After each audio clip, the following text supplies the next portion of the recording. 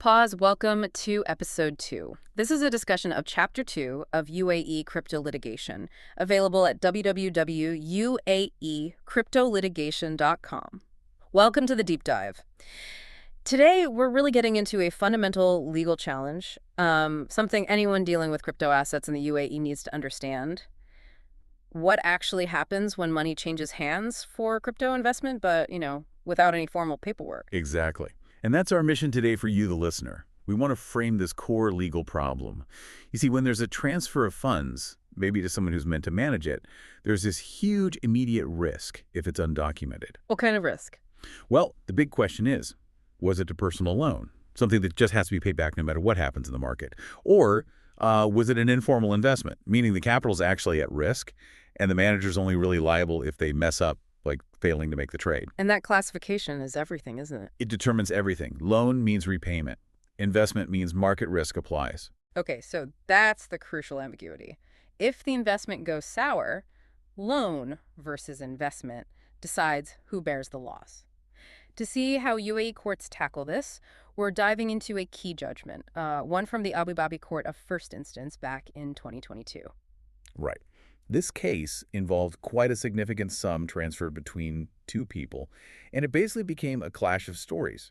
What were the competing narratives? Pretty straightforward, actually. The claimant wanted their money back, saying it was just a personal loan repayment due. The defendant, who received the funds, argued, no, this was specifically for investment in his digital currency portfolio. So one side claimed zero risk for themselves. The other claimed the investor took all the market risk. Classic dispute. Absolutely. Now, before the court could even get to that core question, loan or investment, I understand the defendant tried to, shut the case down early with some procedural moves. Yes, that's right. A common legal strategy, like try for a technical win before arguing the substance. They raised two main procedural defenses. Okay, what's the first one? First, they argued the claim was too late, time-barred. They invoked the statute of limitations, specifically the shorter one under the commercial transactions law. And the reasoning for that? Their argument hinged on the fact that a check was involved. They said, because there's a check, a negotiable instrument, it's a commercial matter, so the shorter time limit applies, meaning the claim was filed too late. Interesting angle. Trying to use the payment method to define the whole transaction, was the court convinced? Could a check technicality just end the claim? No, and the court's reasoning here is really important. They drew a very clear line.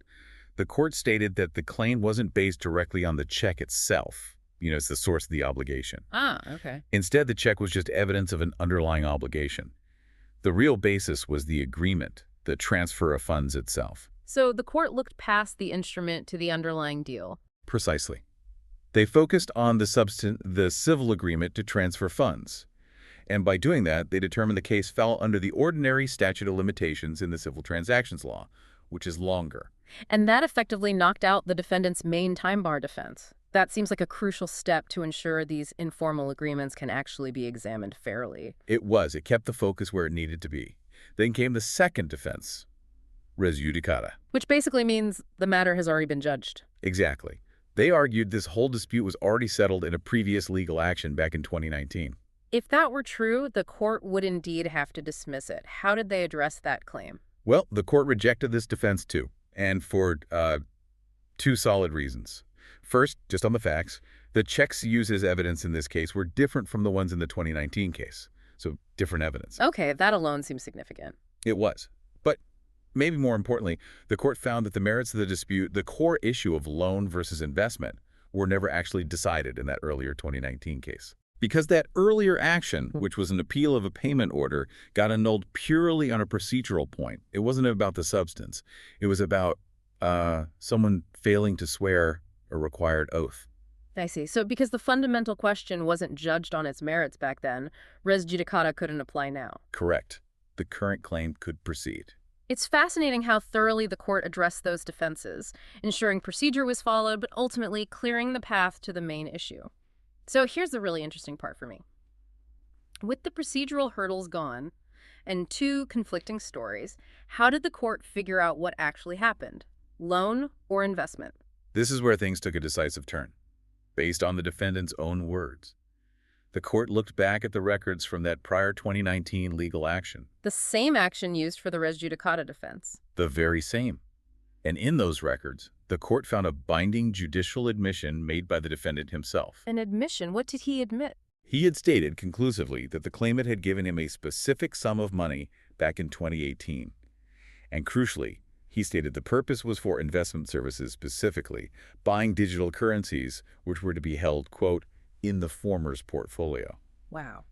So his own statement, made in a different legal setting, became the key piece of evidence against his current argument. It established both the amount and the purpose investment. That's exactly right. The court used his own prior admission to classify the transaction definitively as an investment agreement, not a loan. Okay, so it's an investment, but the claimant still wanted their money back. What happened next? Well, having established it was an investment agreement, the court then looked at performance. Did the defendant actually do what he was supposed to do under that agreement? And did he? The court found a clear breach. The defendant couldn't return the principal amount, and critically, he couldn't provide any evidence at all that he had actually purchased any digital currencies for the claimant since 2018. None. No proof of trade execution, no audit trail. That sounds like a complete failure to perform the investment duty. It was a fundamental breakdown.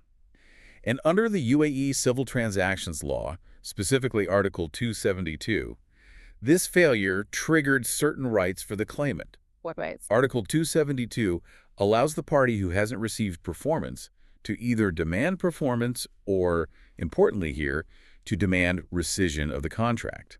The court interpreted the claimant's demand for their money back as effectively a demand for rescission. Okay, and if the contract is rescinded, what's the consequence? Rescission means restitution.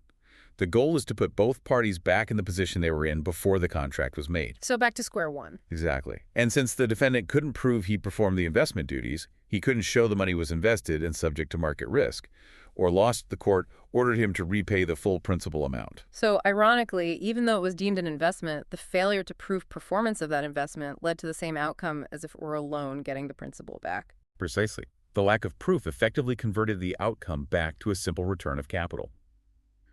For more details on this judgment, of course, you can find it analyzed in the book UAE Crypto Litigation, available at www.uaecryptolitigation.com. That's a critical lesson. Now, this case originated from events in 2018, judgment in 2022. The UAE's regulatory framework for crypto, for virtual asset service providers, or VSPs, has matured significantly since then. If this same situation happened today, the informal arrangement, holding funds in the portfolio, no proof of trades, how would regulators view that, assuming the defendant was acting like a VASP? Oh, the view today would be, well, extremely serious. Under the current, much more robust regulatory landscape, those facts would likely point to multiple breaches of VASP duties. Where would the first red flag be? That admission holding assets in the former's portfolio, that immediately suggests commingling, mixing client assets with the manager's own funds. Which is a major violation under current rules, isn't it? Absolutely forbidden. Regulations, for example, from the SCA, demand strict asset segregation. Client crypto assets must be kept totally separate, identifiable, usually in dedicated client wallets or accounts. Commingling is a fundamental breach of fiduciary duty and client protection rules. Okay, so commingling is a big one. What about the failure to prove any transactions happened? That key point in the court case. That points directly to what regulators would see as a massive operational and technological failure. How so? Current VASP regulations, like SCA rules around wallets and custody, mandate detailed record keeping and traceability. Licensed VASPs must have systems to track the source, destination, and execution details of every single client transaction. So things like transaction hashes, wallet addresses. Exactly. Transaction hashes, public keys, confirmations from exchanges. If you can't produce that evidence, you've failed to maintain the mandatory audit trail.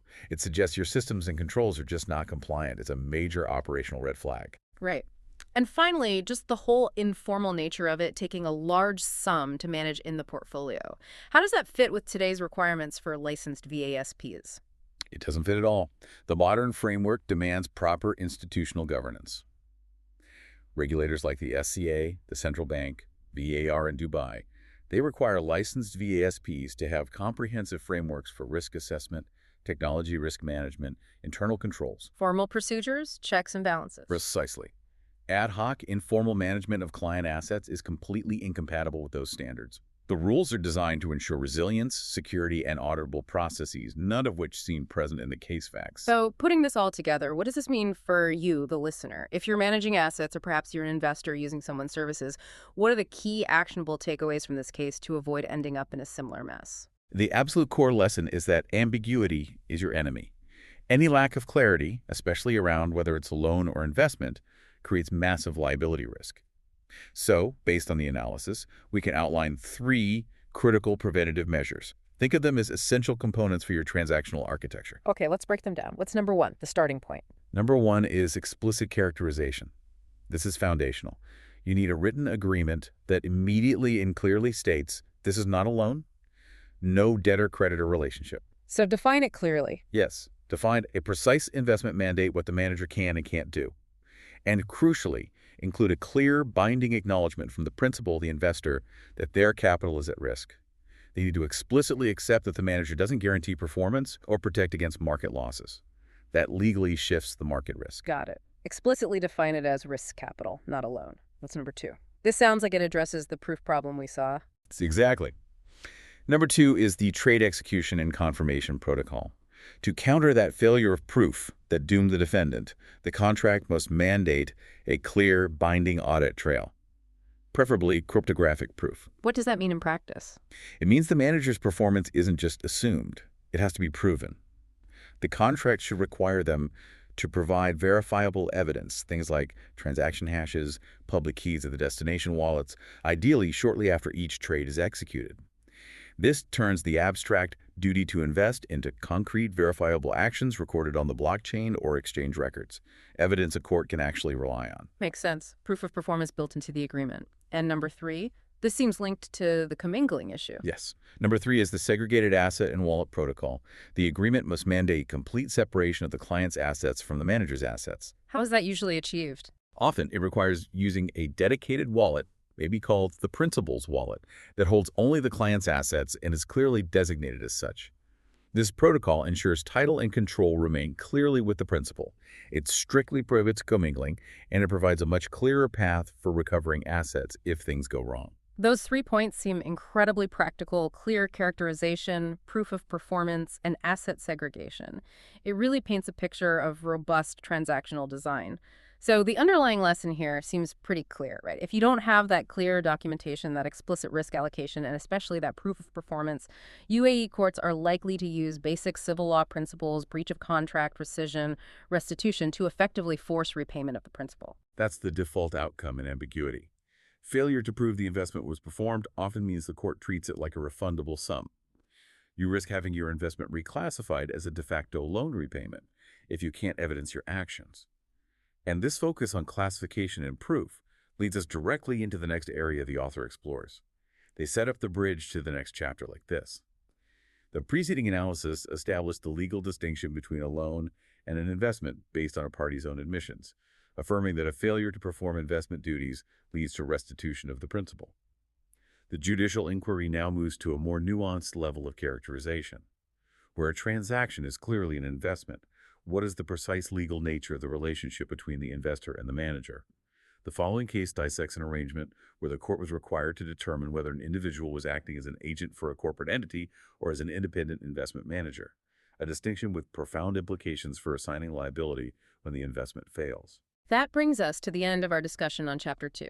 This chapter's structure analyzing the legal problem, judicial outcome, regulatory considerations, and practical mitigation is the standard methodology used throughout the book. Authored by Mahmoud Abu Wassel and drawing on analysis from over 100 judgments, UAE crypto litigation serves as an indispensable resource for those in the digital asset industry. To read the full analysis for this chapter and to explore the complete 7-part life cycle of a commercial dispute covered in the book, please visit www.uaecryptolitigation.com. The discussion in this deep dive is for educational and informational purposes only and does not constitute professional advice or any other professional relationship. Please consult with a qualified professional for advice tailored to your specific situation.